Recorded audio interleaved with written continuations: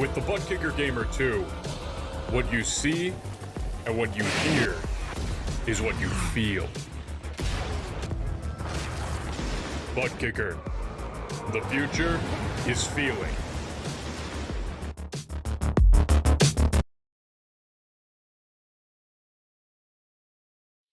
To be the best, one must beat the best.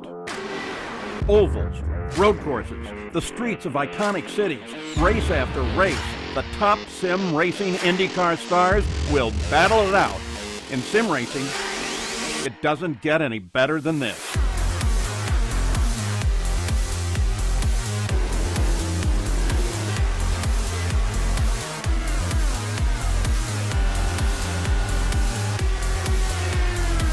This is their battleground, for the checkered flag, for the glory, for the right to say they are the best.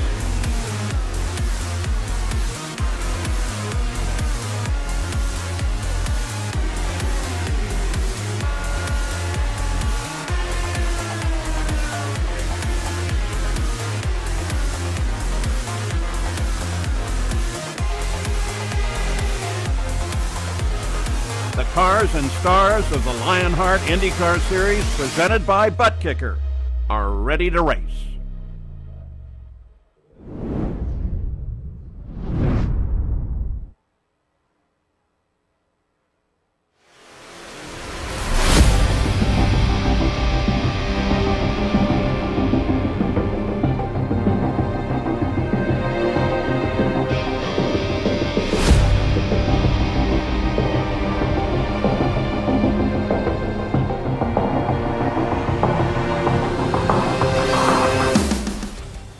Just 1 week ago, it was a fireworks-filled affair to begin the month of June at Indianapolis Motor Speedway for the Lionheart IndyCar Series, as Adam Blocker attempted to run away from the pack at the Brickyards road course. Connor Harrington and Joshua Chin both got involved in race-altering trouble.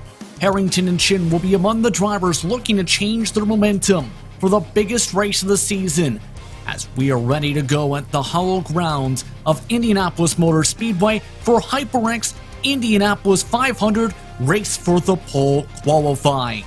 Hello everyone and welcome to RaceSpotTV for coverage of the Lionheart Racing Series powered by HyperX, makers of the premier gaming gear like the legendary ultra-comfortable Cloud line of gaming headsets. Whatever you play, however you play, HyperX knows we're all gamers. For more information on HyperX products, visit HyperXGaming.com and don't forget to use the promo code LionHRT15 for 15% off orders. My name is Justin Prince. Alongside me is Lorenzo Bonder for tonight with Arjuna Kankipati in the producer's seat. TV cameras are provided by Esteban Ballo and TrackCams 22. Additional car cameras provided by RaceSpot's own Tyler Maxson. You can follow along with live timing and scoring by heading to timing71.org to follow along with your favorite team and drivers in the real and virtual worlds of motorsport. Let's dive into our Butt Kicker pre-race show, as it was a thrilling GP race, Lorenzo, the last time out, and now with these hallowed grounds, we're ready for the big one, the Indianapolis 500-mile race.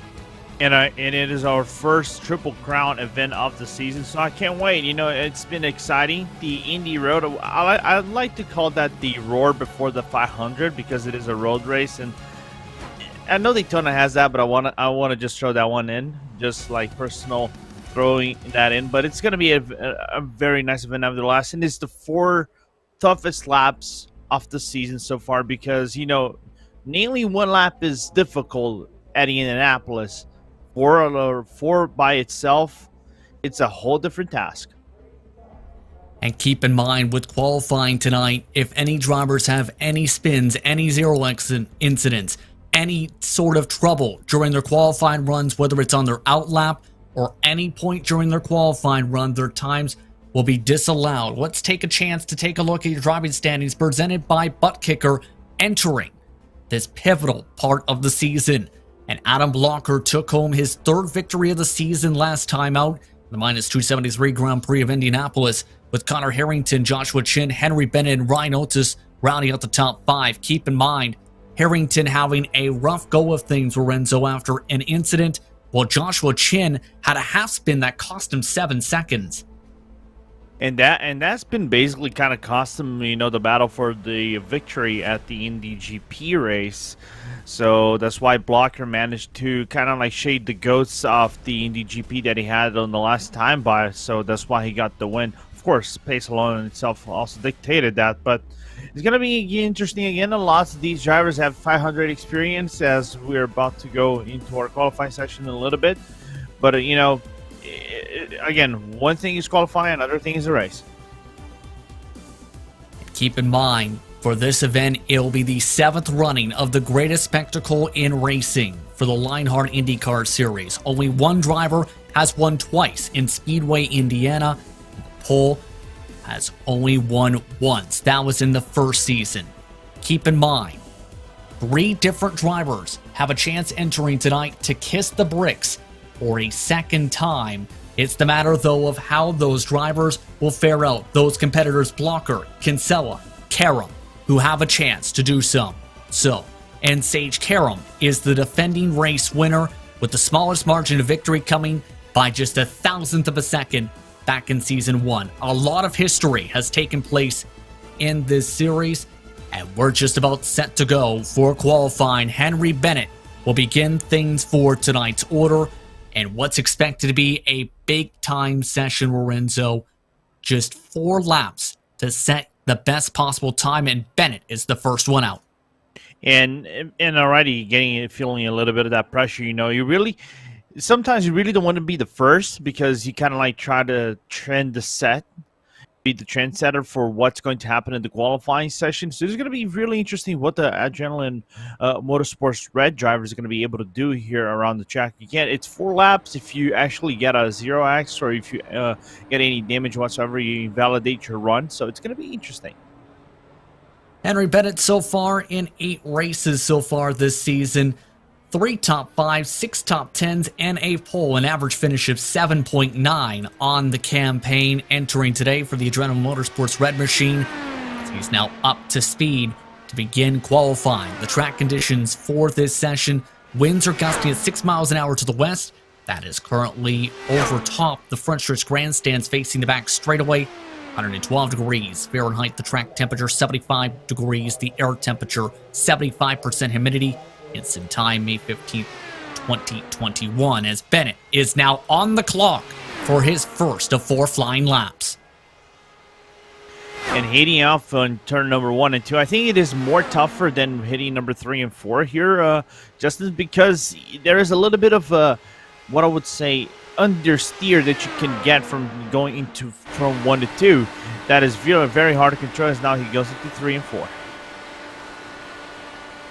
Keep in mind, Henry Bennett has had an up-and-down season for what's been an interesting campaign. The last round was one of his best finishes of the season, but 4th in the championship standings. First time around, look at that, a 39.488 to begin things on the clock.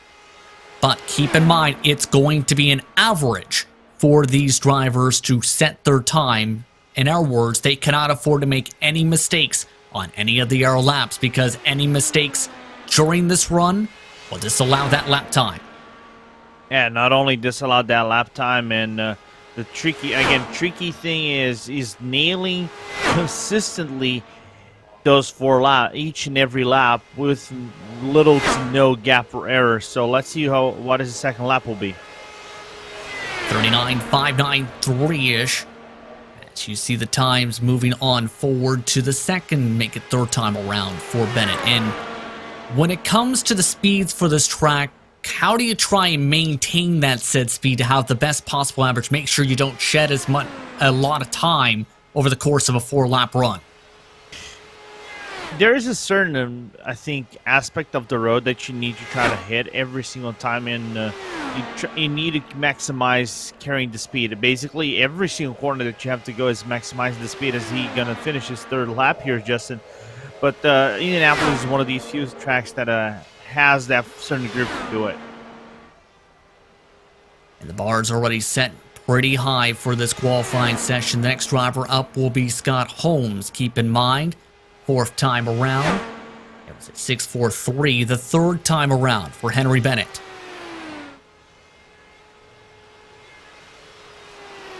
Find out the average once he comes across the stripe to see how things fare out for Bennett overall in this session. Henry Bennett, one of the main contenders for the championship this season, making his way out of turn 4. Complete the fourth and final time around for his qualifying session at 39.672. His average is about a 39.601, with his best time being in the 39.4s. Heading the by-hour high already here, Justin. Absolutely. Next on the racetrack, it's Scott Holmes. Scott Holmes, 27 starts in his Lionheart IndyCar Series career, 1 top 5, 4 top 10s, and an average finish of 22.3. Sector 5 driver looking to have a good qualifying run here to start off this evening. He's 24th in the point standings. And I think for Scott Holmes, he needs that a really good qualifying so he can actually be positioned well within the top 10, maybe top 15, and try to work out a few different strategies so he can position himself him going forward. As I can't wait to see what he's going to be able to do. It was in the 39.7s first time around for Holmes. We'll see if he can pick up the pace the second time around. Currently running 231 miles an hour, Lorenzo, down that back straightaway. Keep in mind, 225 in the corner apexes. A lot of speed for these competitors. A bit of a bobble there. Going to cost him some time, though, coming down the front. And that's a tricky one. Again, you need to maximize your time here as best as you can, Justin. Now 39. 39.8, in fact, for Scott Holmes the second time around. What can you do to try and improve that at the end of the run, if that's possible, to make sure you don't lose time? Basically send, and try to maximize the apex. Like, try to even going inside the white line in a little bit of the curbing, but you have to play with the fine margins where the grip of the curbing can give you. Now 39.8, that time by 39.876, the third time around for Scott Holmes. That time missing a bit of the bottom in turn 2. We'll see what the time fares out. Next driver on deck will be Mike Rigney, by the way. Brian Greenlee not able to attend tonight, so that marks us 31 drivers who are set to qualify for this evening. We'll see how things fare out. But for Scott Holmes, he'll come across the stripe this time around for his average. Scott Holmes, his average a 39.847. That is 0.2 off Henry Bennett.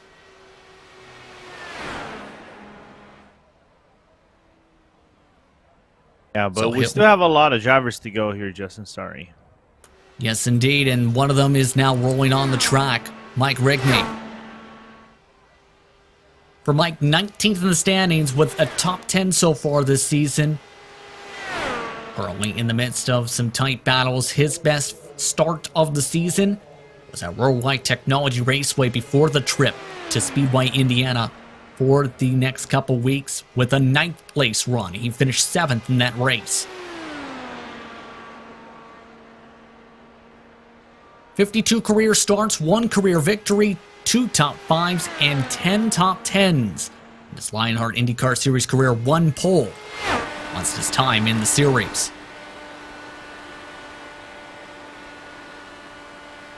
He's out to complete his first lap here, Justin. You can see him using a different line than Scott Holmes did. Basically trying to maximize the entry of the turn and try to carry as much speed as he can possibly carry. Let's see his first lap will be.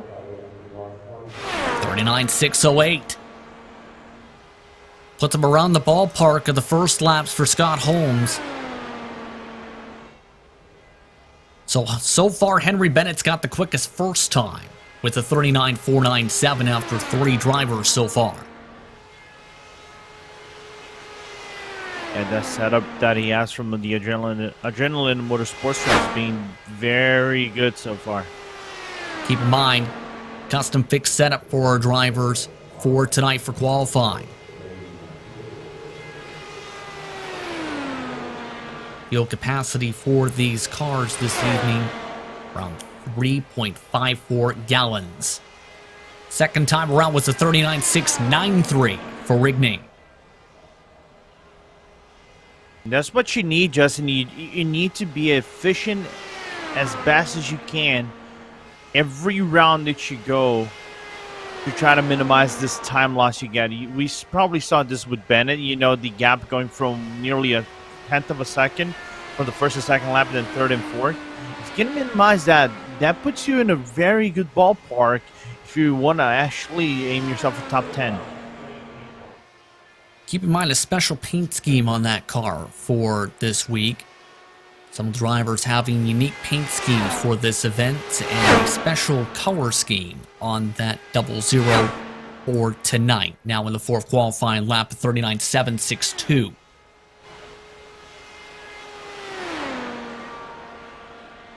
Now for the fourth time around, we're about to find out how the time's going to fare out for Mike Rigney. He is the highest ranked independent driver in the point standing so far this season, with 207 total points behind Matt Houston and Christopher. His average across the stripe, Markham with a 39.718. That's second quickest so far out of 3 drivers. Really solid run, and apparently we got Joe Branch coming out from the Adrenaline Motorsports Black, and Joe has been one of these guys that have been kind of kept quiet during the season, but I know he can actually make up some grounds and actually achieve some good results. Joe Branch, 2 career victories and 121 starts in the Lionheart IndyCar Series, 26 top 5s, 48 top 10s. His average finish in his career of 14.8. So far this season, just 25th in the standings in 7 starts. 1 top 10 on the campaign. He is now on the clock.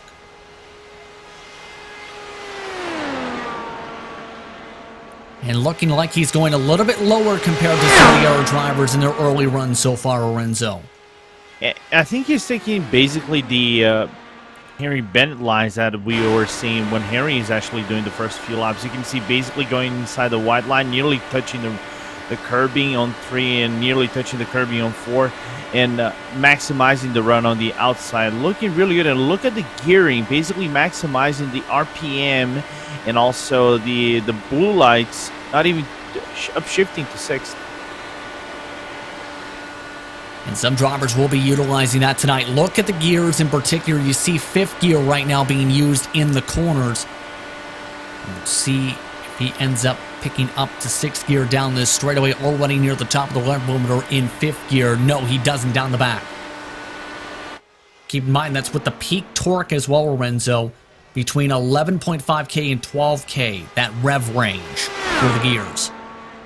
Yeah, and for qualifying, basically there are a few adjustments that maximize the top speed out of the car. So upshifting to 6 is more like in terms of personal preference, as this second lap is at 39.615 for the Adrenaline Motorsports Black. So his run is looking really promising so far. Right now tracking to be potentially right in front of Mike Rigney in session so far. As once again down underneath the white line go the left side tires. And keep in mind, you can make in-car adjustments. How critical are those for qualifying, knowing those exact adjustments for the bar and the ARB to make sure you're ready to go as an hour 39.679 turned at the stripe? Vital. It is vital. Every single lap that you're probably going to run, some drivers actually make adjustments per turn. They take it per turn, not per sector. So it's very, very interesting how they approach lap by lap. I've drivers in the Indy 500 in the open settings, they do that as well. So it's more like on the mindset of how much prepared are you to tackle turn by turn, or if you have already a prefix mindset as the Branch about to finalize his last lap. Joe Branch, his final lap of 39.7, his average puts him in second, behind by 4 100ths to Henry Bennett. A 39.644 is his average on the board. And that brings up one of the drivers to keep an eye on. And from those watching along on our YouTube, can definitely tell drivers took notes after Henry Bennett's run. Sage Karam is among them. The BDE Motorsports machine ready to go. Coming off a career best run in the month of May, remember, here at the Real World Indianapolis 500-mile race. He looks to carry that momentum, as well as the momentum from this season in Lionheart IndyCar Series competition into qualifying, Lorenzo. Yeah, the BDE Motorsports driver. Let's see how he's going to go in the virtual world. In the real world, he was actually really good, taking 7th place. So I can't wait to see what he's actually going to do, as he is the current winner of this 500 edition. Sage Karam so far this season, just 5 starts, but 2 of them victories so far on the campaign. He had to go into last row qualifying, the bump day, essentially, for qualifying for the Real World Indianapolis 500-mile race. Sage Karam looking very quick early on, already hitting 230 down the middle of the backstretch. Yeah, not surprising at all. Karam, just going basically similar lines to what we saw in Bennett and Branch doing, maximizing the full run off the track. Now you're going to see going on the outside on the gyro cam here, so he can maximize the usage. And him, another driver going only on the 5th gear. 39.572. That's around where his personal best was in final practice, nearly coming up towards the wall in the short chute. You've seen just how big the banking is as well. Here in Indianapolis, about 9 degrees of banking shuffled about for these drivers in the corners you've seen with the gyro cam. As now, Karam trying to pick up the tempo. It is funny, Justin, that even though it's shallow banking compared to other ovals, it is probably the scariest shallow bankings or banking whatsoever you can get in IndyCar racing. Second time around, a 39.629. See how the third lap fares out in his time in the Lionheart IndyCar Series. 37 starts, 10 of them having victories. And 16 top 5, 17 top 10s in his career. 8 times he started on the pole. And he won both Indy races last year for Lionheart. The Retro Series and the IndyCar Series, keep in mind. So very successful here at this racetrack, here with this oval. And don't forget, the Retro Series takes place at this track tomorrow night as well, for what's expected to be a thrilling race. The third time around, 39.679.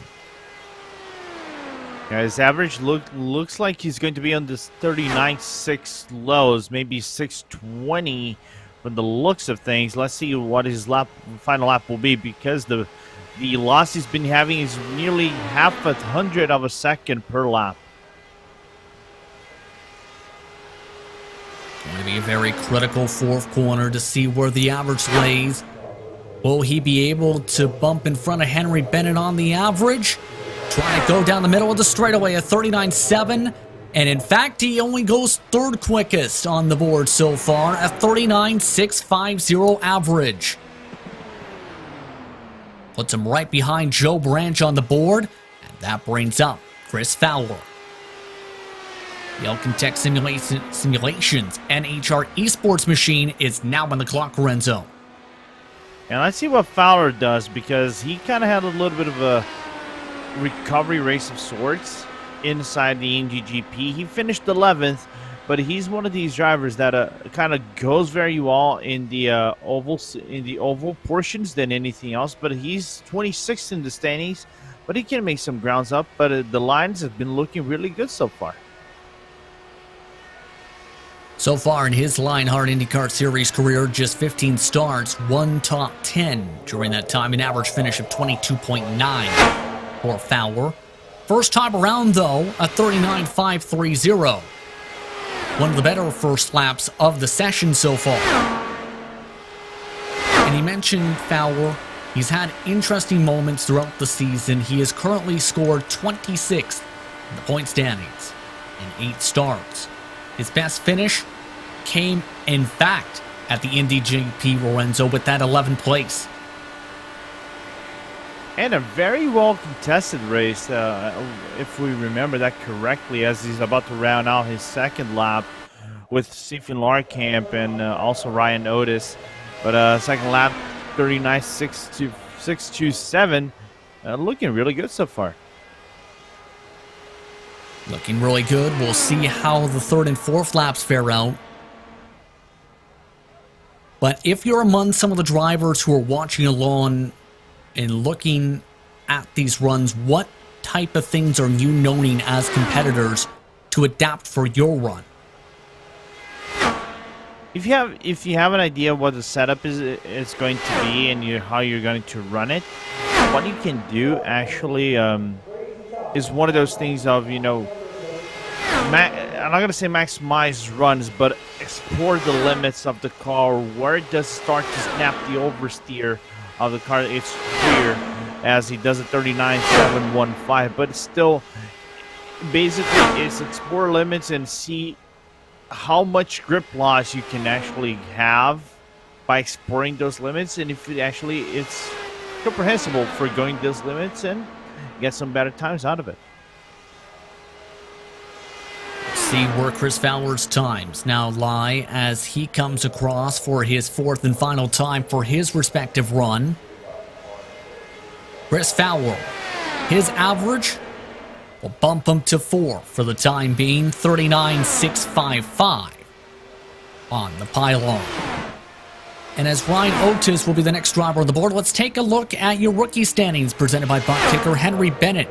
Just so happens to be your rookie standings leader entering tonight with 330 points. Jason Brophy having a strong season on the ovals with 288 points. Lionel Calisto, Matt Taylor, Aaron Morgan rounding out your top 5 entering tonight, Lorenzo. Yeah, and I think the benefit of Henry a little bit was actually his podium finish at the Indy GP. He finished third right behind Adam Blocker and Joshua Chin. And the other good driver that actually had a good race over that was Matt Taylor. Aaron Morgan had a promising race, but dropped back a few spots after a few issues. But it's been very good battles so far over here, and the 500 can bring you something extra. As mentioned, Otis is on the clock at 39.606 to start things off on his run for the Synergy Motorsports Silver Machine. Rode his 29 career starts entering tonight in the series, 11 top 5s, 18 top 10s, 1 pole. His average finish is just under a top 10. And don't forget, a Retro Series champion back in 2020. That's where his bread and butter was before he moved over to the IndyCar Series for full-time competition this season. And what will be his first lap? Looking really good so far. 39.694. So good build up so far. Let's see if we can actually minimize that time loss. Actually, that was the second leg correction. My apologies. Ryan Otis, it's been an interesting time so far in this series. He's had some good runs so far. That's put him top 5, in fact, Lorenzo, in the point standings. And 3 top 5s, 10 top 10s, Ryan. Or Renzo, rather. Yeah, and he actually got another top 10 in the Indy GP. He actually made up some of those grounds with some drivers actually getting incidents on the latter portion of the race at Indy GP, finishing 9th on that race. 39.728 the third time around. But it's been impressive to see his transition to this car. Remember talking to him before the start of the season about the transition, and he mentioned he had a lot to learn when it comes to this car. So, now, we'll see how he's going to run overall on the board. Ryan Otis coming around for his 4th and final time. His average will move him to 5th quickest so far, 39.697.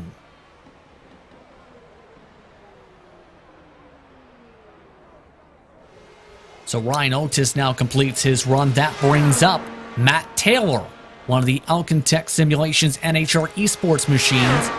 Referred to early on, and Matt Taylor seems to have speed everywhere, Lorenzo, whether it's on a road course. And now he's spinning out, and that is going to potentially disallow his time right there. Yeah, that is basically going to disallow his time, and that is unfortunate for Matt Taylor. That's our first driver that actually had issues with qualifying, so that's unfortunate for Matt Taylor that he might get bumped up to the back. Still continuing to go on his run. The next driver on the clock will be Ron Hacker. Keep in mind with this format, you get even a 0x in terms of incidents. Your qualifying is disallowed, and they have just confirmed to Matt Taylor that he is not allowed to complete his run, so that is the first driver with an incident during their run on the evening. Ron Hacker is next on the board. Yeah, unfortunate for Matt Taylor, but again, the 500 is a long race, 200 laps. He can bounce back, so don't be let down, Matt. You can actually have a better race this Sunday. Ron Hacker, 124 career starts in the series, 3 top 5s, 29 career top 10s, and 3 poles. Ron Hacker, he's had some impressive runs so far this season. Only 34th in the point standings. He's had positions where he's ran mid-pack and showed some great speed. We'll see how he fares. This will be his first start since mid-Ohio. He's utilizing the 6th gear down the straightaway to start off his run. 232 he hit at the end of the straightaway as he nearly pushed up into the wall. A little bit, looks like a little bit of understeer, so his weight jacker might be set up a little bit more different than usual. But you can see he's probably the second driver I've seen out of the 8 drivers we've had over here on this qualifying that has been using the 6th gear, so he can actually get the better run in the long straights, utilize the peak power, and might lose a little bit on the curves. But he can actually make up the ground just in the straight alone. 39.629-ish is his time to start things off on the board. Been an intriguing session so far, already approaching halfway through the session so far. For those tuning in, you're watching RaceSpotTV for the HyperX Indianapolis 500 race for the pole to set the grid for this weekend's 500-mile race. Justin Prince runs up Bonner with you, Arjuna Kankapati in the director's seat for tonight's action. As Hacker now making his way around towards the yard of bricks for the second time around. 231 at the stripe, another 39.6. Looking really promising so far for Ron Hacker's runs. As you guys can see the conditions on the track, 24 Celsius ambient, 44 on the track. Partially cloudy, 75% humidity, and the winds. Well, we don't often talk about the winds, but the winds are actually helping them on the straight, in the straight leading to turn 1, not on the back straight that leads to turn 3. As mentioned, it is facing the back straightaway for the winds.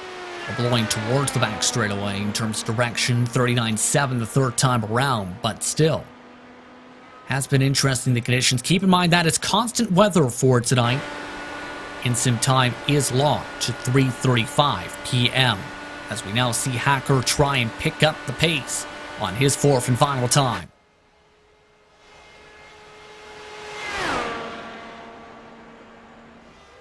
And again, looking here, time loss has been right about 0.06.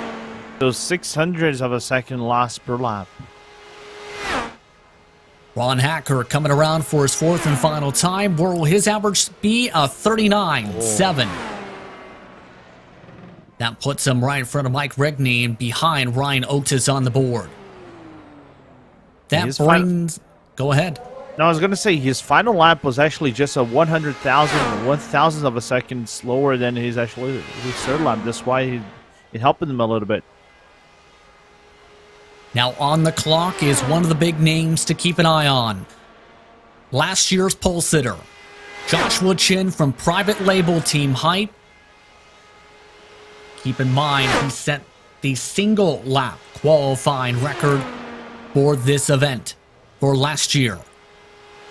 Already slipping and sliding on this run. One of the quickest speeds in the middle of the short chute for 3 and 4 that time at 228. Went 226 on the corner exit. He's carrying speeds at 231 miles an hour at the stripe, but only a 39.6 to start things off on the board. And remember, his record lap was a single record lap, was a 39.104.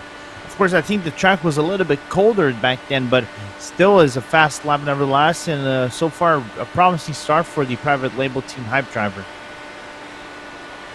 For Joshua Chin, 21 career starts in the Lionheart IndyCar Series, 2 career victories, 11 top 5s and 13 top 10s, 3 poles, including that HyperX Indianapolis 500. 39.6 the second time around as well. So far for Chin, 117 points back, as talked about earlier in the broadcast, compared to Adam Blocker.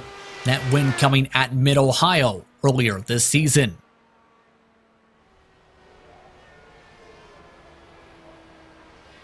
Keep in mind that run in Mid-Ohio was a very dominant performance for Chin at the time that helped gain some momentum for him and his organization. And that is to put it mildly, right, Justin? The gap he had was enormous. Now at 39.6, the average may be one of the better ones so far as he nearly scrapes the wall. Very close that time on his 4th and final lap for making contact with the outside wall. Whew. A little bit of a willpower moment between 1 and 2.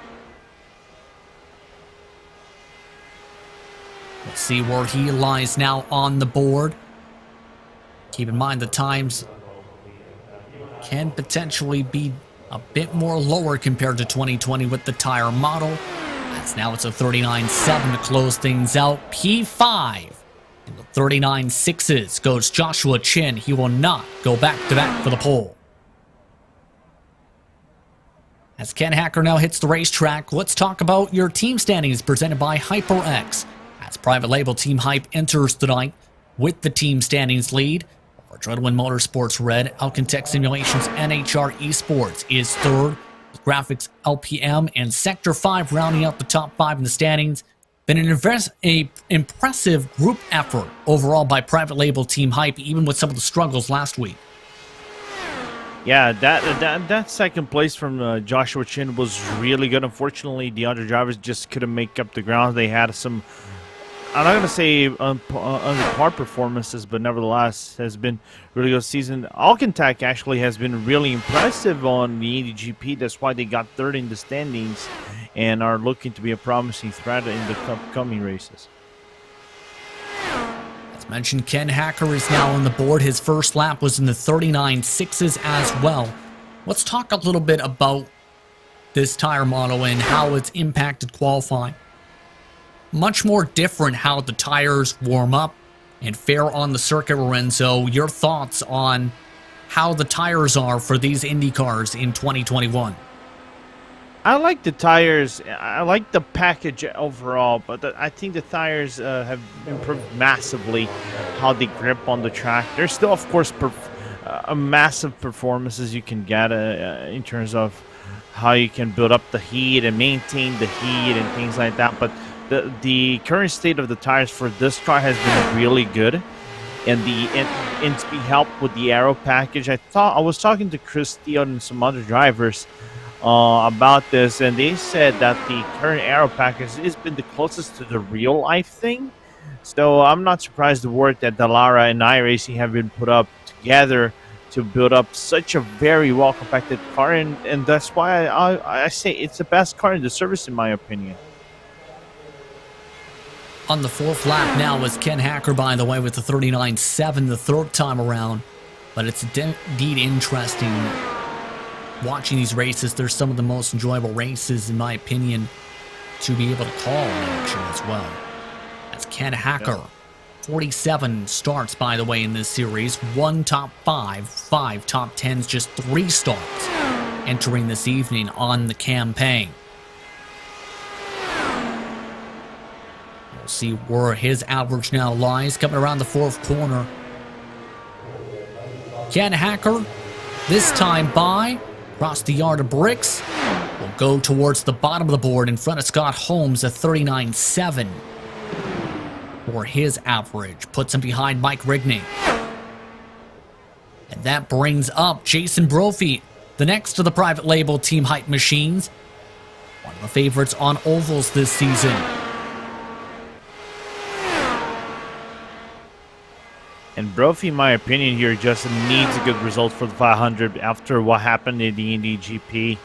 He just struggled so much in the Indy GP that that's why I was saying that was a subpar performance from the rest of the team aside Joshua Chin. He finished for 13th, but considering the buildup of the team and the immensity the team has at Indy, at the Dallara IR 18, getting 13th at the Indy GP is not the best results, as his first lap is actually done, Justin. But still, we can recover. And our 39.5, that's one of our best times to start things off. In fact, would be the third quickest time on the first laps for Jason Brophy. Jason Brophy, you mentioned 14th at the Indy GP. His best finish so far came at Homestead to start the season in third position. That was also his best starting spot of the campaign, second. And track position can be so critical for this type of event we're in, so it can be difficult to cut your way through the field, hence the emphasis for qualifying. Yeah, the emphasis of qualifying here is important. Of course, the current state of the car that makes it a little bit difficult if you're going to overtake on immense packs. That's what might happen in the 500. So if you are in the front, you're probably going to have a different strategy for the ones in the middle.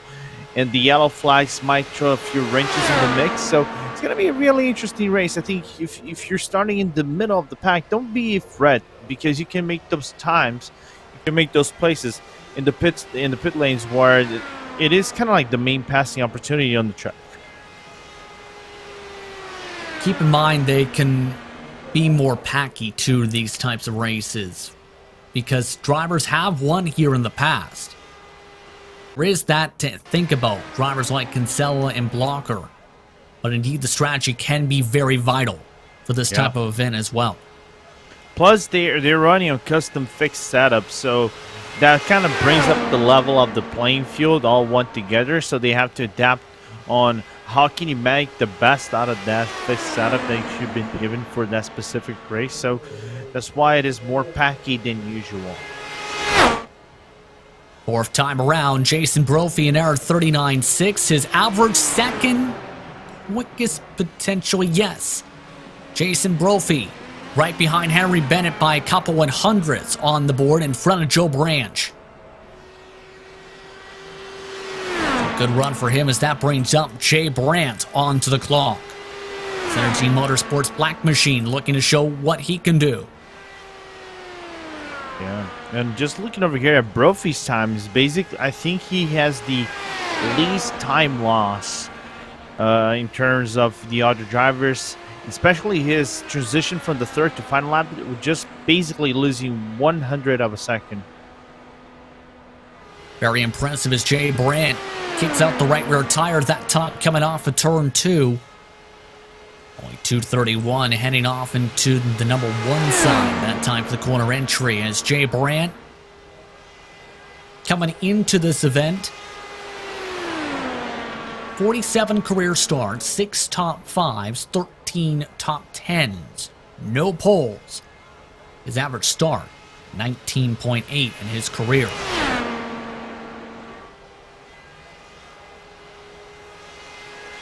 Jay Brandt as well on the season has showed flashes of speed.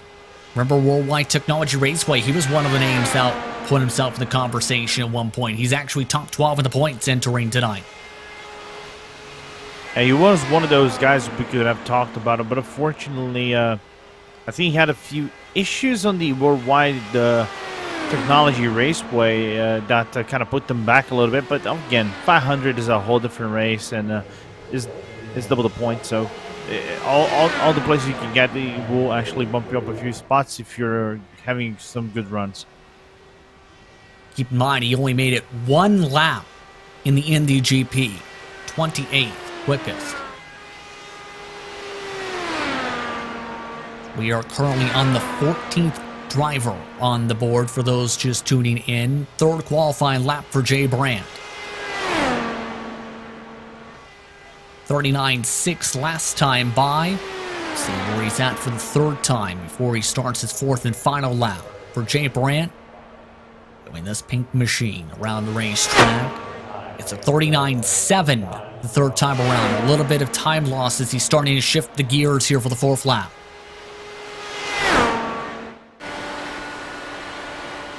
Analyzing here, time loss has been right about 600ths of a second per lap. It's actually 500 of a second per lap, so it's been really good so far. We'll see where the fourth time now lies and where his average goes. So far, majority of the field in the 39.6s.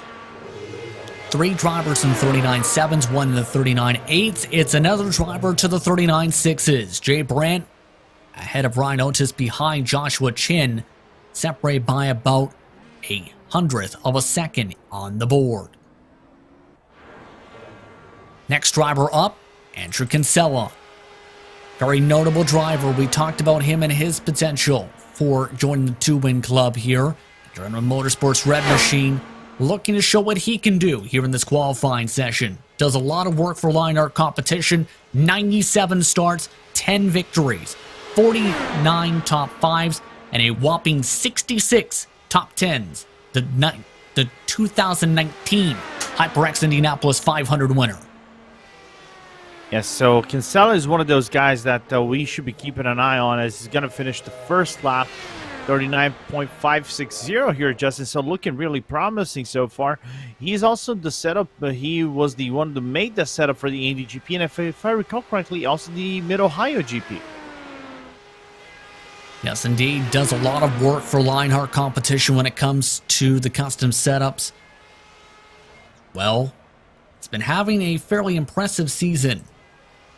Andrew Kinsella 10th in the points entering tonight. 2 top 5s, 4 top 10s on his campaign so far.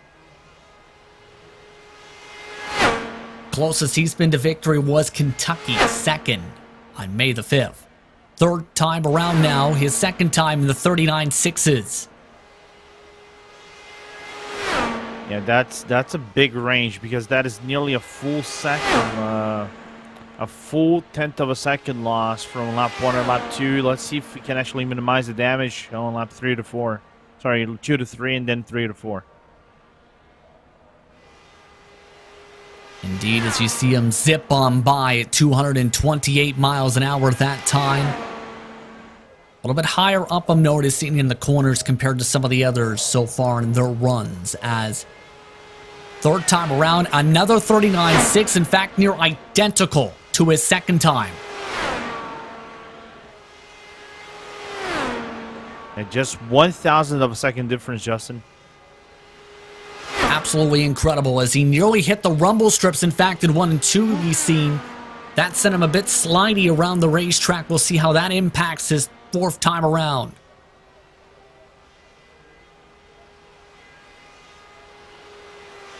Andrew Kinsella. We'll see where the average now lies for the number 41. The fourth time around will put him in the 39.6s as well. Third quickest. 3 1,000ths of a second or so behind Jason Brophy. And right in front of Joe Branch. Impressive. I expected him to be third fastest when he was actually doing the third lap. So really good job from Kinsella over here.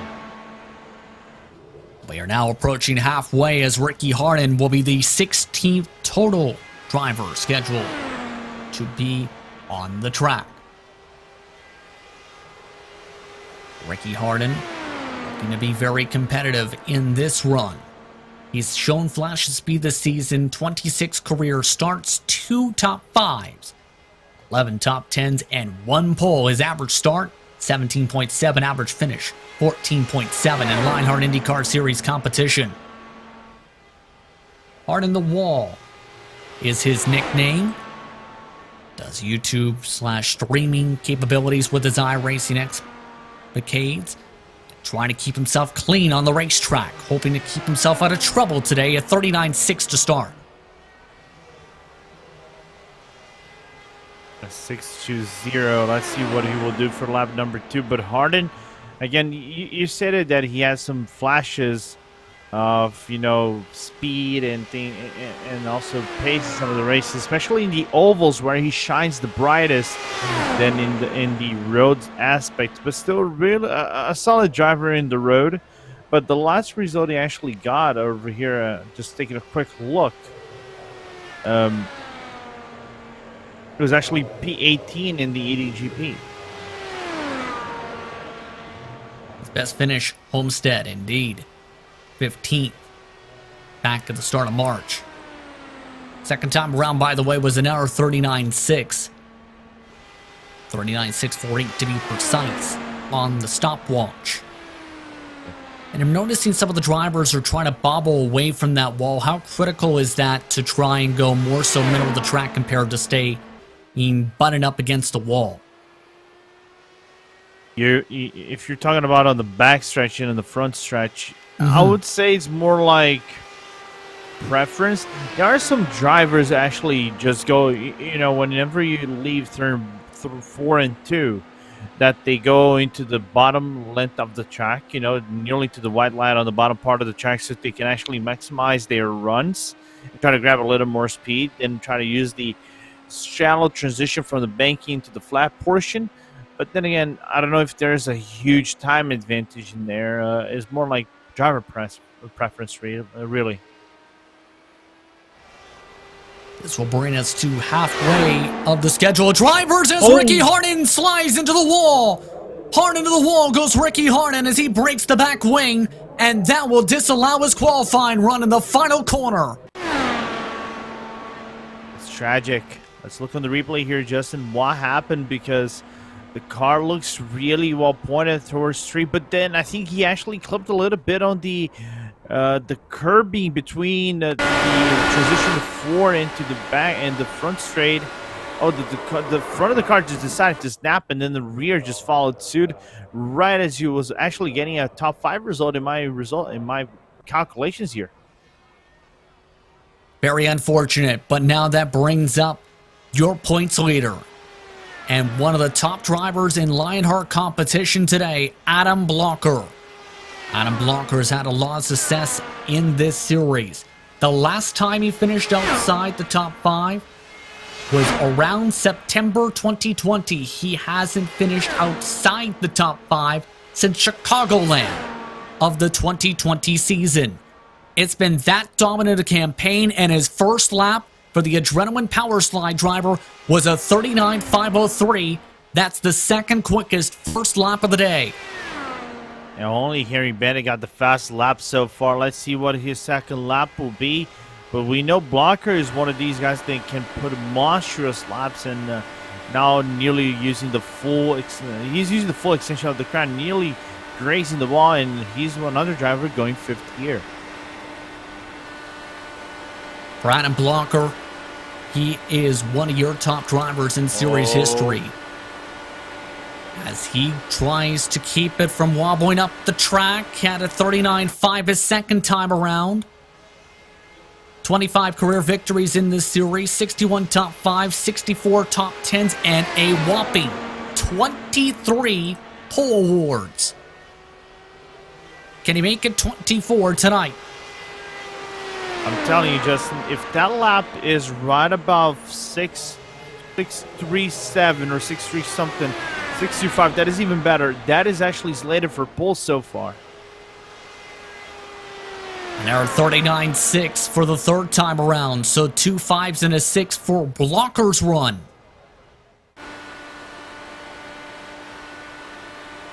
Big question, can he get himself into the ballpark of Henry Bennett, Jason Brophy, Andrew Kinsella? Looking like it's a strong run, losing a bit of time here on this 4th lap. Qualifier number 17, Adam Blocker, will come across the stripe. Here we go. For Adam Blocker, a 39.6, top of the board. 39.5. First time the average has hit that mark all day. Wow. Those two first laps is what did for Adam Block, and then the third one just kind of like was the seal of the deal. Minimal time loss between the lap 2, 3, and 4, so amazing results so far. Let's take a look at those results so far and how things are buttoned up. This is now after 17 total slots, halfway through in total on the board.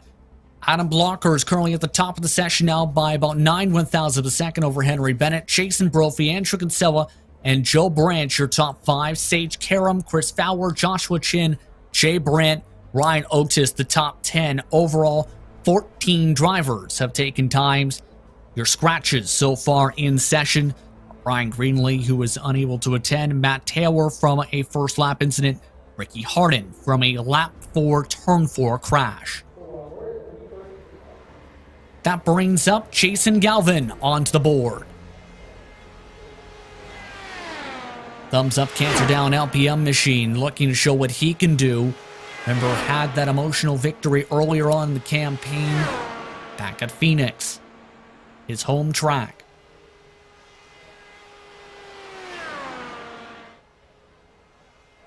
First lap here, Justin, 39.652 for the number 42 car. So far, it's not going to put him in the pole, but I want to see what his second time will be to start, prioritizing where he might be in the pack of this field. Don't forget, it's also one of the critical parts of the charity race that took place at iRacing's virtual Daytona International Speedway, the Thumbs Up Cancer Down 250, earlier this month as well with the Lotus 79s. That charity raising more than $1,000 from the event. Yeah, really good race. Really fun race, by the way, that we cover here, Justin. Second lap, 0.02 of a second better than his first lap. See where the third time now lays for Jason Galvin. 125 career starts entering tonight. 8 career victories, 26 top 5s, 49 top 10s, an average start of 15.3. Third time around, only a 39.7 though. And that time missed the bottom completely for the start of his fourth lap. And this lap so far puts him right about between, if I have to estimate, I think right between Joshua Chin and Jay Brent. So he's looking really good so far. Indeed he is right now. We'll see where the average now lies for Jason Galvin as he comes around for the completion of his fourth lap. Jason Galvin, an hour 39.7. It's the fourth driver in the 39.7s on average. That will put him towards the bottom half of the board, 11th. Adam Frazier will be next on the board. And for Adam Frazier, his best Lionheart memory for the independent driver, battling with Tony Kanaan in the Indy GP last year. Played hockey from 6 years old all the way through college. Golfs and surfs for fun as well. Lots of racing experience in his family from his time where his father was an executive over at Nextel, where his first kart race was at Nazareth, where he got to meet the Pac West drivers, one being Scott Dixon, able to partake in his first oval race overall. Race or two after the canceled Texas race they kept hearing about at the time he described during the weekend. But he's now on the clock either way for qualifying, Lorenzo. Yeah, on the clock, and first line over here looking really good now. Let's see the transition to second, first to second. Then a little bit of a tighter line in between the second and then the transition to the backstretch. Doesn't want to use the full run of the track. That might lose a little bit of time, maybe 0.05 of a second to 0.04 of a second, depending on the circumstances. For Frazier in his career, 1 top 5 in 28 starts, 4 top 10s, average start of 20th, average finish of 19.8. Second time around, an hour 39.6. For Frazier, 21st in the point entering tonight, by the way. One of those top 10s come from That top 10 came at Long Beach, by the way, back in March. And the last result, 13th place at the IndyGP, despite starting 10th position. Had a few issues in the middle of the race, especially in the first part of the stint, for the first half of the race that bumped them a few spots back. Third time around to 39.7.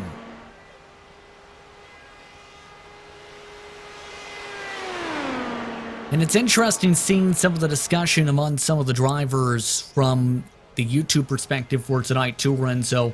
A lot of them definitely taking notes from some of the earlier runs in qualifying and really trying to find those proper in-car tools to be able to get the times of Blocker and Bennett. But for Frazier, we'll see what the time now lays. For him, his personal best in practice was a 39.5. See where the qualifying average now puts him, and they're 39.7. It brings him to the fourth lap. Yeah, looks like he's going to be right between Scott Holmes and Hacker with his performance so far. Let's see if he can actually minimize the damage on the final lap.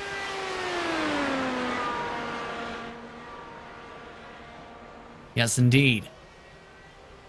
Pardon me, there is now, we see where that average now does lie, with a couple 39.7s during this run. Adam Frazier come across the stripe this time and put in a 39.726. Second slowest on the board, right in front of Scott Holmes, behind Ken Hacker. Bring up Stephen Larkamp now for qualifying as he's already about to start on the clock. Now on the Elkin Tech Simulations NHR Esports machines. For Larkamp, 74 career starts, 9 top 5s, 36 top 10s. Remember, it was Matt Taylor who had that spin, who is a teammate to this car early on in this session. And his last race, by the way, was actually his best race of the season here, Justin. He has only one top 10, which was actually at the IndyGP track, and that bumped him into the top 15 in the standings. He was in the top 15, but that bumped him a little bit. In the standings, he's now standing P14 so far in our season. 39.5 to start things off. One of the quicker first times. And when you have a teammate that has a spin, how does that affect your qualifying run as a driver? Do you tweak to try to avoid what happened to your teammate? Or do you just try and put that behind you and focus on your run? Put it behind you and focus on your run. You know, even though your teammate is important for you to guys be thinking in the standings, and Elkin Tech has to be one of these teams who has to be, you know, thinking about the standings in the teams, because their battle with the graphics LPM has been really close. Second lap, 35.651 for Larkamp. I think the position he has to be right now, just do whatever he has to do to get a really good spot in the track. You can see he's utilizing the 5th gear, by the way, down these straightaways, compared to some who have utilized the 6th gear. A little bit slower this time to the short chute, only hitting 224. Middle of the apex of 10.4. See how that impacts this time around. It will be in the 39.6s, about 6 or 7 1,000ths of a second difference. Larkamp a little bit loose to start his 4th lap as well. Ooh, the weight jacker adjustment needed to be immediate for him to actually avoid mistakes going from 1 to 2. But that could have put him a little bit back. Just making calculations here, he's right, I think, on the ballpark of Joshua, in between Joe Branch and maybe Sage Cameron right now. That'd still be decent track position to be among the top competitors, but we'll see how that slide in turn 1 and 2 acts this run. It's a 39.7. Drops him just about where you predicted, Lorenzo, in fact. Just behind Joe Branch and in front of Sage Karam. Yeah, like I predicted. That was a little bit dangerous, though, because had he been losing, I think if I've estimated, if he had gotten a 37.40, he might have gotten behind Sage Karin and then Chris Fowler. Now on the board from Elite West Motorsports, it's Christopher Reagan. And he's already on his first lap, hitting 231 miles an hour down the straightaway.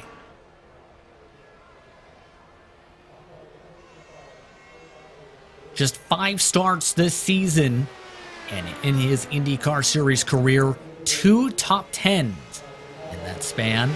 21.0 his average start. His first time around, a 39.62. So a decent first lap to start off the run for Reagan. A good lap. Let's see what his second lap will be. And Reagan has some promises. He had, I think, a really strong showing whenever he was actually on the track, but it got affected by a few issues. Let's see how he will do on the second part of his stint. Best finish in this series this season. Coming in from Kentucky, 18. Second time around was an error 39, a high 39.6. Next up after this, by the way, Matt Houston, Damon Martinez, Christopher on deck. Give a shout out to ATBO for all the work done on the graphics and to be able to support average qualifying laps for this series. Nick Thisson, Kevin Niatol, Simon Grossman, and Christopher Reagan with the slide. And that's going to be the end of his qualifying run. Not how Reagan's going to have wanted that session to end for him. Getting loose coming off of turn 4 on his third lap. Too much weight jacker. Even though he kept it on track, I don't know if that actually gave him a two-time incident. To be very honest with you, Justin, but that ruins your whole run. You cannot get back the time that you lost. That's now the 4th driver with either a scratch or a time disallowed due to incident during this session. He immediately knew it too and dived it right on into the pit lane. So that, as a result, brings up Matt Houston. He's already getting ready on his warm-up for this qualifying run. Matt Houston, 1 start on the season in the series. Made his debut last time by at the IndyGP. Got a Check that P20. 8 starts, I should rather say. Okay. But I think he got a P20 in the IndyGP, but... he did. Yeah, so let's see how he will do in the Oval. Mid-Ohio. He finished his best finish on the season in 13th.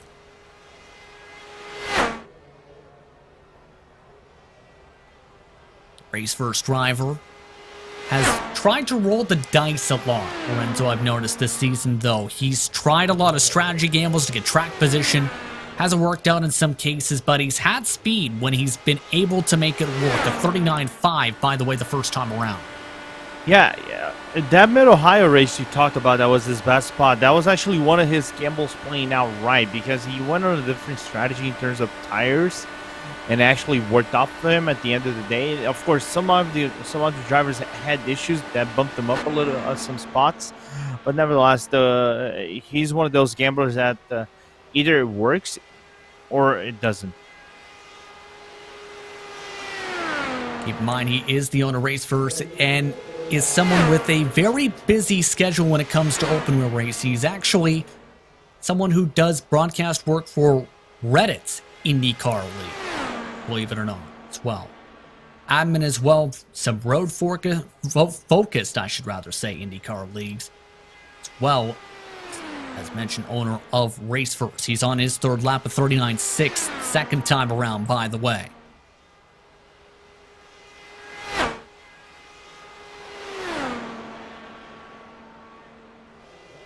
Only 2:23 in the apex that time, and it seems some of the drivers starting to slow down a little bit as some of the rubber buildup is picking up on the track in the corners. I've noticed in 3 and 4.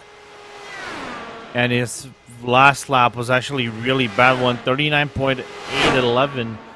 So that looks like he's going to be right about maybe Ken Hacker and Adam Frazier, just doing head calculations here so far. We'll see if you are correct, Houdini. As now, survey says as he comes through turn 4. We're about to find out. 39.8 the third time around. Fourth time around, a 39.7 does pick it up. It actually moves up above that range to where Jason Galvin and Ryan Otis are. Behind Otis, right in front of Jason Galvin on the board. And that brings up the teammate to Sage Carey. An oval specialist this season, David Martinez, running just the oval races on the campaign. It's going to be interesting to see what he can do in the number 3 machine.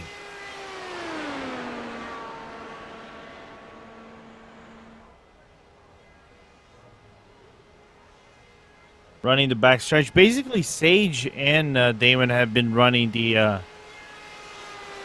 ovals only this season. Of course, I think Sage, ran one of the road races. You can correct me better than I do. I just cover Mid-Ohio with you. And then in GP. But looking so far, good average first run. 39.852 for Damon Martinez on his first lap. Something might have happened. Keep in mind that Martinez will not be finishing the season as he'll be joining the Air Force in August.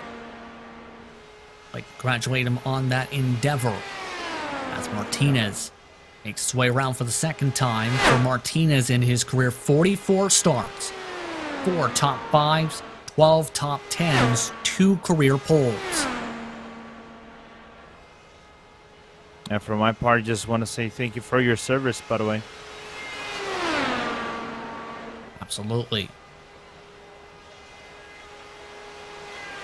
Keep in mind, his best finish of the season came at Worldwide Technology Raceway, a 3rd place run. Coming at the start of June to begin what's been an action-packed month of action in the IndyCar series.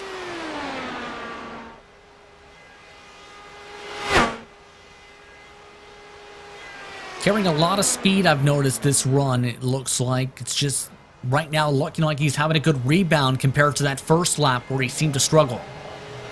And looks like it. The last lap, basically nearly 410 to 400 of a second slower. 39.756. I think the problem was just that first lap. Something might have happened. The build up the tires has not been optimal to him.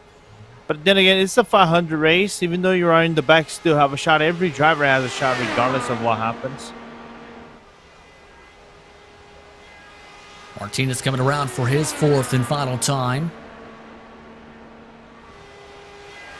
224 on the corner exit. Started off with an 8 to begin this run for Martinez. It's another 8, and it is going to put him 18th quickest. In front of Holmes, behind Adam Frazier on the board.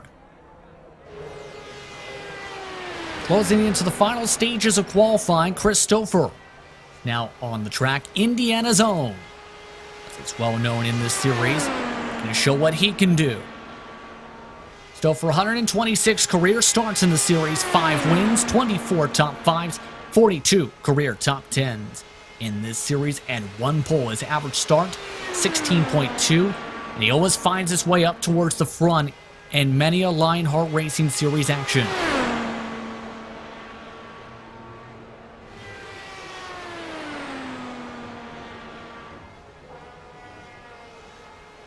First time around, a 39.5, high 39.5, but we'll see how the rest of the run goes. He's got 1 top 5 and 3 top 10s this season so far, Lorenzo. Yeah, really good driver. You know, I think he actually got those top 5 and top 10 story during the oval portions, the first 2 rounds of the season. But Stouffer, very strong driver nevertheless, and he's 17, just lost 1 spot because he had a subpar Indy GP, but he can bounce back. I am very sure his second lap can be really good over here in the 500 too. 39.6 the second time around. Actually hit the rumble strips that time and cost him a little bit of time. See how that fares for the stopwatch overall. Only 2:24 on the exit of turn 2.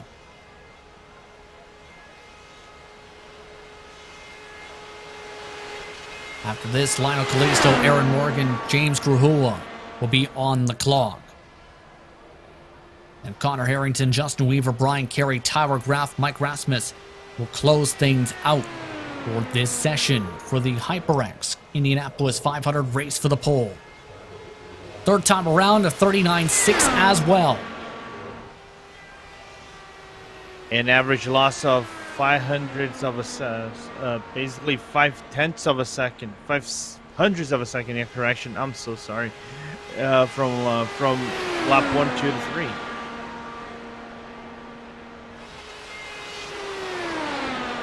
Fourth time around for Christopher. Bit of a bobble that time in turn 3. Bit more smoother on the exit of turn 4 as he now makes his way around the racetrack. For Christopher, where will his average fare out? Out 8. 39.6. Behind Sage Karam, in front of Chris Fowler. By 1,000 of a second. Next driver on the board, Lionel Callisto for Sector 5. As these drivers continue to fare out for qualifying, let's take the opportunity to talk to Andrew Kinsella, who is currently among one of your highest drivers on the board, 4th in session so far. Andrew, first of all, how did you do it? Well, first of all, I'm a little disappointed. Screwed up my lap 1 and 2 a little bit, but it was just like you had to really do some practice and find where the edge is. And fortunately, Henry put in some work for our team and really found some good settings with the tools in car to make the thing handle around the track. And yeah, it was very difficult to drive, but as long as you were careful, you could find speed. And I screwed up 2 of my laps and Adam didn't, and that's kind of the difference between where he and I was, I think. As well, when it comes to a qualifying session like this, what's the feeling like knowing you have 4 laps, just 4 laps, to set the quickest time possible and the best average possible, and needing to do it cleanly and efficiently? Yeah, it's definitely a nerve-wracking experience for sure. But at the same time, it's a lot of fun. One of the things I found is actually doing stuff like this in the Indy 500, the official Indy 500 qualifying, has really helped me with managing my stress and managing the pressure in situations like these. So it's one of those things where once you you actually probably feel the most pressure as you're sitting on pit road waiting to go out, and then once you get in the car, you're just sort of like at the point where instinct takes over and you just sort of relax and hit the gas and go for it. Now that you've got yourself a very solid position right now, what's now the strategy going to be like for the big race this weekend? Yeah, I think that track position will be important, but at the same time, I think the fun thing about the Indy 500 is as soon as you think you have the strategy down, you don't, because then a caution will come out and it'll completely throw a wrench in your plans. So it's one of those things where you have to be prepared for basically any scenario.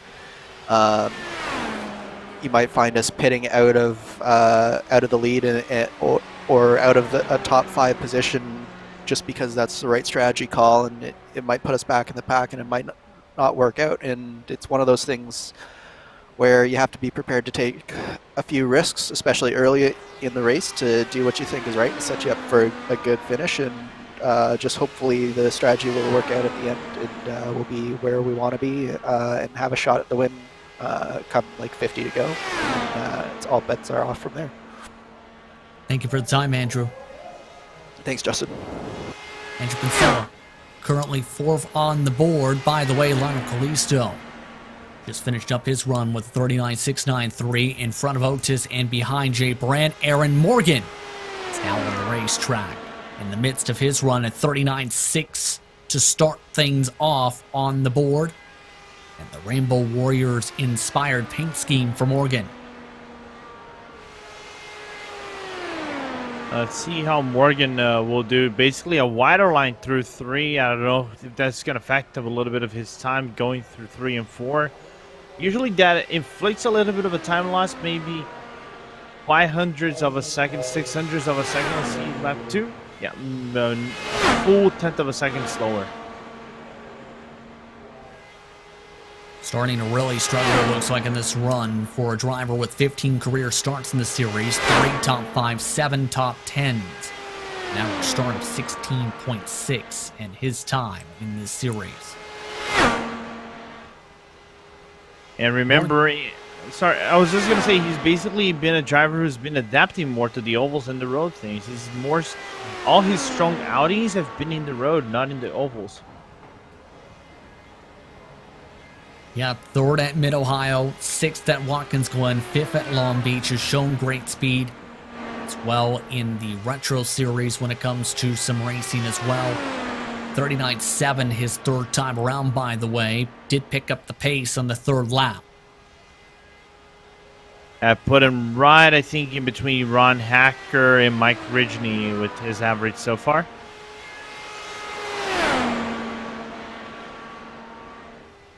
That would be towards the bottom half if this continues to be the trend for Morgan. Off the final corner, Aaron Morgan. Coming across. Below Ken Hacker and above Adam Frazier, a 39.7.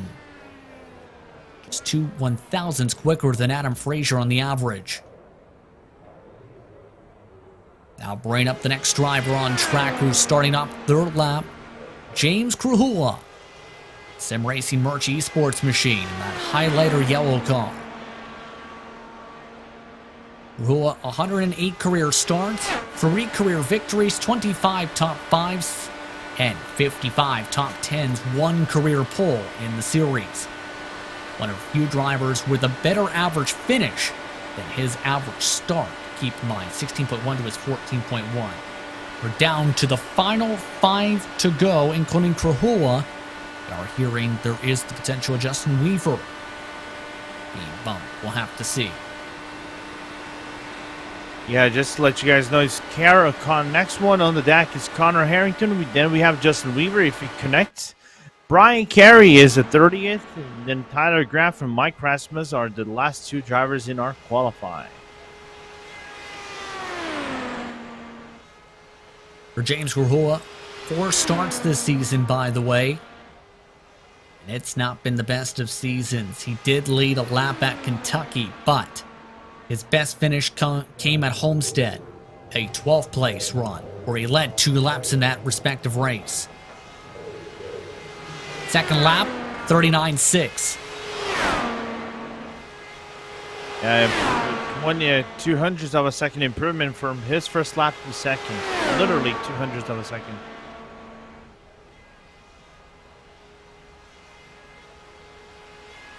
You just gotta love how these cars look in this type of racetrack, the prestige of this type of event, though, Lorenzo. You can feel the buzz just about with these cars continuing to make their way across the track in the closing stages here. It's rather unique. Normally you have those qualifying that can be a little bit. Of course, they're cool and all, but I think only Indy and maybe some other events worldwide have that mystique in terms of qualifying that few other races don't have. Not that a few other races have, the majority of the other races don't have. Absolutely. Kruhula now coming around the final corner. Put up a 39.7 his 3rd time around. Let's see what the average now fares for him. Will he be able to keep it top half of the board? It will be 15th. About 1 1,000th of a second or so behind Matt Houston. A couple 1,000ths ahead of Jason Galvin on the board. That brings up one driver looking for redemption from the Indy GP. Contact with traffic, Connor Harrington. A tragic contact with Mike Rasmus, by the way. Very tragic and very big. That cost him several laps just as he was chasing down Blocker for the race lead. Yep. Really unfortunate. Harrington finished 20th, 4th on that race. Private label team Hype Machine. They're having a lot of momentum this season. 59 career starts. This will be a 60th total with this race on the weekend. With 5 victories, 27 top 5s, and 31 top 10s. 4 career poles for Harrington the first time around was a 39.5.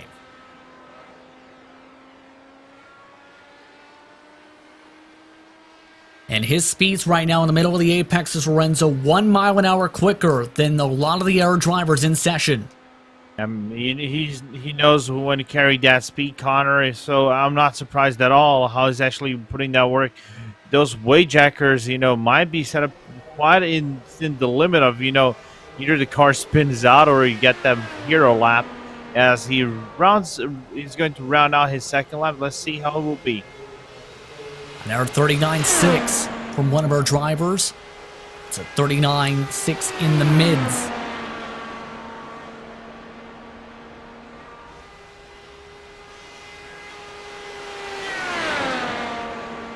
Harrington trying to pick up the tempo now for this third lap.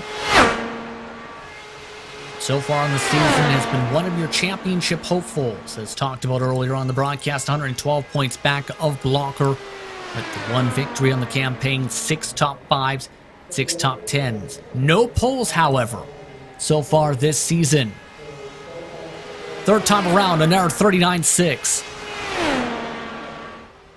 By my calculations here, Justin, he drives where I think in between Joe Branch and Andrew Kinsella and Joe Branch, so this could be tricky. Could absolutely be tricky for Harrington.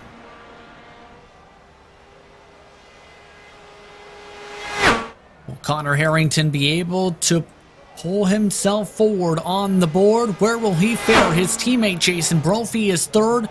Joshua Chin is in 10th.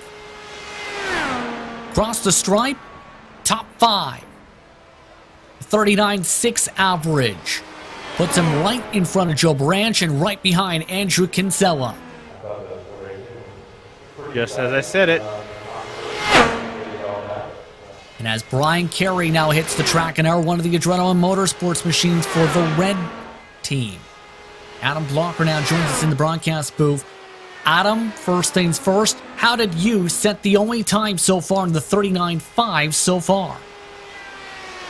Well, yeah, just like Andrew said, I gotta thank Henry for doing about an hour of testing and finding some settings that were good. Obviously, we do a lot of testing here for open setup, so we kind of had an idea what would work. And yeah, Henry found something that was good, and I just really executed pretty well. I think my lap 2 could have been a bit better, but the rest of the run was pretty smooth.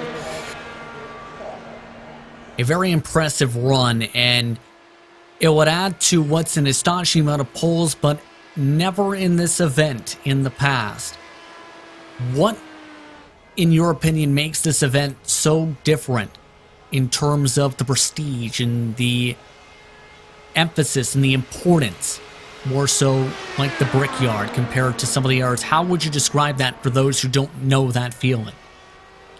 Well, yeah, first it's going to be weird starting up front. I think I've never started higher than the 20s here, at least in the Lionheart 500.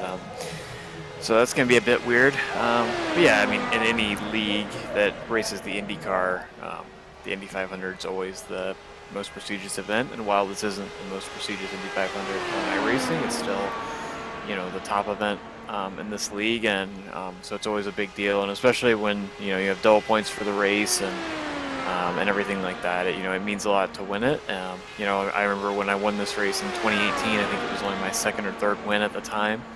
And it definitely meant a lot to me when I won it then. And yeah, I definitely want to win it again because cool to be amongst the few people that have won this event multiple times. And keep in mind, one thing that is incredible too, and have to ask about, is momentum. Because you've had a top 5 run essentially that's now stretched to September of last year. How do you look to try and keep that going this weekend? Just keep doing what I've been doing, just stay out of trouble. I feel like if I stay out of trouble and don't screw up the strategy, I can, at least be top 5, and that's kind of the goal. In my opinion, that's how you win championships, is just finishing top 5s every race, even if it's boring. But yeah, fortunately, this season hasn't been boring at all. Been fighting for wins and really contending every race. It's been a lot of fun. So yeah, just looking to have fun, and I kind of know. I feel like I have a good feel on how to race Indy. So yeah, and that was a good run from Brian there. Yes, indeed, a 39.63. So, guess what? You and your pals for the top 5 spots. Congratulations on the run, Adam. Yep, thanks you guys for all the coverage. I just want to thank Lionheart for putting on this event. They've done a great job organizing qualifying this year, and yeah, I just want to give a big shout out to George and also Andrew for making the setup. It was really fun. It was a nice balance between an open setup that kind of drives like an open setup, but it's still a fixed setup, and then it's forgiving. So yeah, really fun. Oh, by the way, the pole sitter also wins a pair of -273 gloves. Blocker right now just a couple drivers away from that mark. Tyler Graf is now on the track, one of the final qualifiers in session. Mike Rasmus would be the last total on the board, I believe. As Graf, on the first time, set a 39.5, Lorenzo. Yeah, really good lap so far from Graf. 5.84 is the first lap from Graf. He's about to round out turn number 4 here, Justin. There was like talks in the YouTube chat here, Justin, that we're talking about pole sitters, potential pole sitters. Tyler Graf so far looking for maybe a top 5 spot. He would actually need to improve his third lap to be within that conversation. Going to be incredible how things have fared out, or has been incredible, I should say, how things fared out tonight. Only one driver in the 39.5s, Henry Bennett in second, Adam Blocker in first. And of course, Brophy, Kinsella, and Carey the top 5, with the final couple drivers, Graf, looking to break through that bubble. Third time around, only a 39.7 though. So a 5, a 6, and a 7 in this pattern for Graf. Looking here, he's probably slated within the middle pack of the field. I think right between Joshua Chin and Jay Brent for now.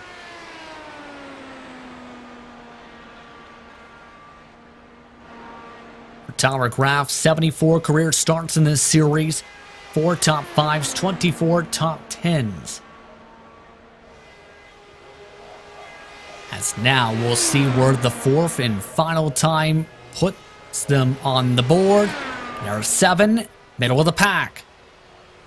13th for Graf, the Graphics LPM machine. And that brings up one final driver out of our qualifiers tonight. Mike Rasmus. Here, one of the Graphics LPM machines. He's shown good speed at times throughout this season. 15 career starts in the series, 3 top 5s, 5 top 10s, on an average start of 22.5 in the series. And I think for Rasmus, he needs a good result here in Indianapolis because, again, we were talking about Connor Harrington. He's the other protagonist of the incident that Harrington had. So, looking so far, first good lap, 35.594 here, Justin. So a good first lap. We'll see what the second lap now fares for Rasmus. Keep in mind, this season, 16th in the points entering tonight with 2 top 10s.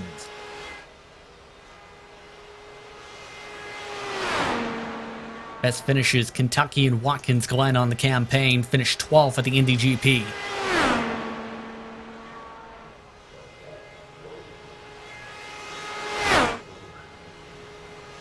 Second time, by the way, at 39.6 as well for Mike Rasmus.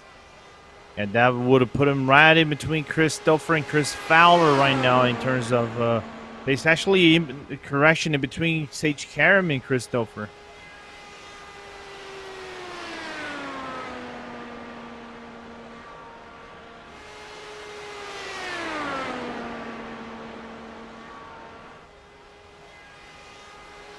We'll see where the third time now settles on in for Mike. Looking nice and smooth so far. A little bit higher on his apexes compared to some of the others, though. Notice throughout the session. It's got 231 at the line, a 39.7. Not the best of runs as he wobbles up the track for turns 1 and 2. Yeah, I'm starting to look. You actually might join his teammate Tyler Graff in the middle of the pack, right about P13, 14, as he's probably continuing with Jay Brando on the backstretch for that P14 spot.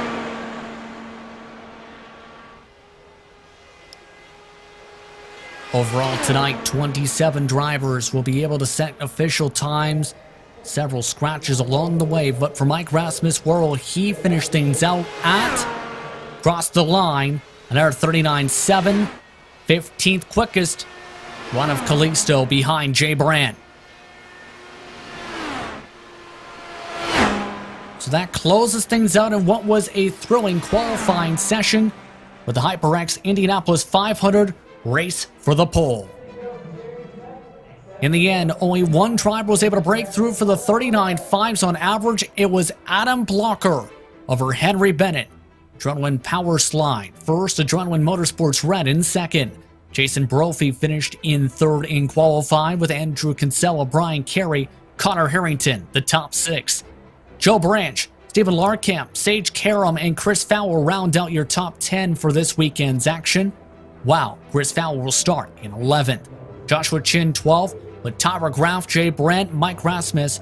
The top 15 with Lionel Callisto, Ryan Otis, Matt Houston, James Garula, and Jason Galvin, your top 20. The rest of the drivers who set times tonight were Ron Hacker, Mike Rigney, Ken Hacker, Aaron Morgan, Adam Frazier, Damon Martinez, and Scott Holmes. The rest of the drivers either did not qualify or had incidents during their runs. But with that, that sets the grid for the HyperX Indianapolis 500 on June the 27th, Lorenzo. It's going to be pressure-packed. It's going to be fun. 500 miles from the Brickyard. 200 laps, 500 miles, basically 800 turns. Can't wait to see it. It will be exciting nevertheless. The first of the Triple Crown events. Points are double. It's all hell but going to break loose within the pack of the race. I can't wait those IRA teams take the track and then the Brickyard. Don't forget after that as well, the swing into July as well at tracks like the Milwaukee Mile in Silverstone. But for right now, that Triple Crown is the major focus on all these drivers' minds to see who can come away with a win in the HyperX Indianapolis 500-mile race. But on that note, I'd like to thank the sponsors who take part in Lionheart Racing Series competition. For sim racers, the Butt Kicker Gamer 2 or Simulation Kit adds the missing driver to car connection, bring more realism to your sessions. By accurately responding to in-game audio, you can feel the track like you've never before, and provides increased vehicle handling and faster lap times. Are you ready for the most immersive experience in sim racing? For more information, visit thebuttkicker.com and don't forget to use promo code LION2021 for 20% off orders. The Lionheart Racing Series is powered by HyperX, makers of the premier gaming gear, like the legendary ultra-comfortable Cloud line of gaming headsets. Whatever you play, however you play, HyperX knows we're all gamers. For more information on HyperX products, visit hyperxgaming.com. And don't forget to use the promo code LionHRT15 for 15% off orders. The Sim Experience AccuForce Pro V2 is the premier professional simulation racing steering system. The key to its incredible realism is the groundbreaking direct drive motor control system, providing a driving experience that's second only to the real thing. For more information on the entire Sim Experience ecosystem, visit simexperience.com. Minus 273 is the premier name in karting gloves. Their industry-leading gloves are super lightweight and durable, made of breathable polyspandex. Whether you're a kart or sim racer, Minus 273 gives you the control to reach victory lane. For more information on Minus 273's full line of gloves and apparel, visit minus273.biz. Don't forget to use Minus 273 LHRS15 for 15% off orders. Looking for entertaining sim racing content? Look no further than the DMLC Racing Channel. Follow former Lionheart Retro Series Driver of the Year Mark Cohn's racing escapades as he battles for wins and avoids wrecks with cat-like reflexes, all while providing commentary sure to make you laugh, cry, or both. Follow along by subscribing to the DMLC Racing Channel on YouTube, like its Facebook page at the DMLC Racing Channel. I'd also like to thank all the sponsors on your screen as well for all the work they do in Lionheart Racing Series competition. To learn more about them, go to LionheartRacingSeries.com. As well, don't forget to follow along on social media for Lionheart Series on Twitter, Facebook, and Instagram. ESTV on Twitter, Facebook, and Instagram. And of course, RaceSpotTV on YouTube, Twitch, Facebook, as well as on Twitter and Instagram. With that, it's time to say goodbye. For Istman Bello, for Arjuna Kankapati, for Lorenzo Bonder, I'm Justin Prince. Thank you for watching RaceSpot TV's coverage of the HyperX Indianapolis 500 Race for the Pole. We'll see you this upcoming weekend for the HyperX Indianapolis 500 to see who can kiss the yard of bricks in one of the most historical tracks in all of racing. Enjoy the rest of your night. We'll see you next time.